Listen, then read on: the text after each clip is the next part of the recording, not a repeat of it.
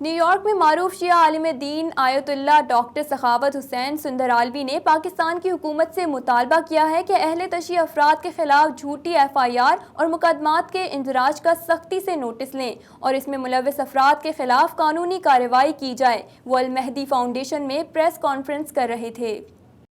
علامہ doctor سخاوت حسین سندرالوی نے press conference کرتے ہوئے کہا کہ اہل تشیع ازواج مطہرات اور صحابہ کرام کا دل و جان سے احترام کرتے ہیں، ان کی شان میں کسی بھی قسم کی گستاخی کو جائز نہیں سمجھتے۔ اگر کوئی غیر ذمہ دار خطیب، مقرر یا ذاکر ممبر سے مقدس ہستیوں کے بارے میں نامناسب الفاظ کا استعمال کرے تو وہ خود اس کا ذمہ دار ہوگا۔ شیعہ قوم کا اس سے کوئی تعلق نہیں۔ پوری دنیا کے شیعیان علی کا یہی موقف ہے کہ ہم اصحاب کرام اور ازواج مطہرات کے احترام کے قائل ہیں۔ کوئی بھی شیعہ صحابہ کرام یا امہات المؤمنین کو سب و شتم، گالیاں دینے کا سوچ بھی نہیں سکتا۔ ہمارے شیعہ مذہب میں کسی کو گالی دینے کی اجازت نہیں۔ ہم اصحاب و ازواج کا احترام ہمیشہ سے کرتے ہیں اور ہمیشہ کرتے رہیں گے۔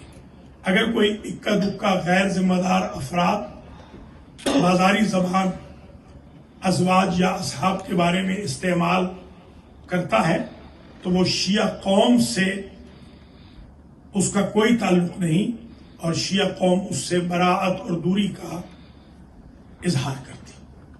ان کا کہنا تھا کہ اہل تشیع قوم اہل بیت، شہدائے کربلا اور صحابہ کرام کے قاتلوں کے نام کے ساتھ کسی بھی صورت رضی اللہ عنہم لکھنا جائز نہیں سمجھتے۔ علامہ سخاوت حسین نے کہا کہ پاکستان میں شیعہ سنی ہمیشہ سے ساتھ رہے ہیں، دونوں مسالک ایک دوسرے کے عقائد کا احترام بھی کرتے ہیں، لیکن سازش کے تحت بیرونی فنڈنگ کے ذریعے پاکستان میں 1980 کی دہائی کے حالات پیدا کرنے کی کوشش کی جا رہی ہے۔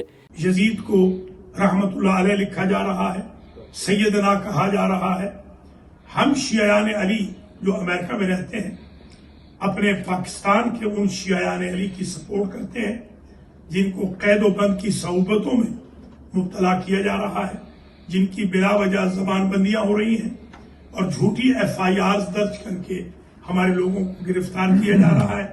پریس کانفرنس میں علامہ سخاوت حسین نے حکومت پاکستان سے مطالبہ کیا کہ اہل تشیع افراد کے خلاف جھوٹی ایف آئی آر کے اندراج کا سختی سے نوٹس لیا جائے، حضرت امام حسین اور شہدائے کربلا کے قاتلوں کو رضی اللہ کہلوانے والوں کے خلاف کارروائی کی جائے، فرقہ وارانہ تقاریر اور اشتعال انگیزی میں ملوث افراد کی زبان بندی کی جائے، کالعدم تنظیموں اور ان کے سربراہان کے خلاف بھی کارروائی عمل میں لائی جائے۔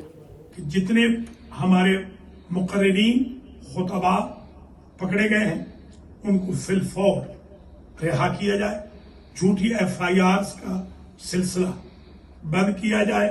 ان کا کہنا تھا کہ اہل تشیع کے خلاف جھوٹے مقدمات بنائے جا رہے ہیں اور عقیدہ تبدیل کرنے پر بھی مجبور کیا جا رہا ہے۔ پاکستان اب کسی بھی صورت میں فرقہ واریت کا متحمل نہیں ہو سکتا۔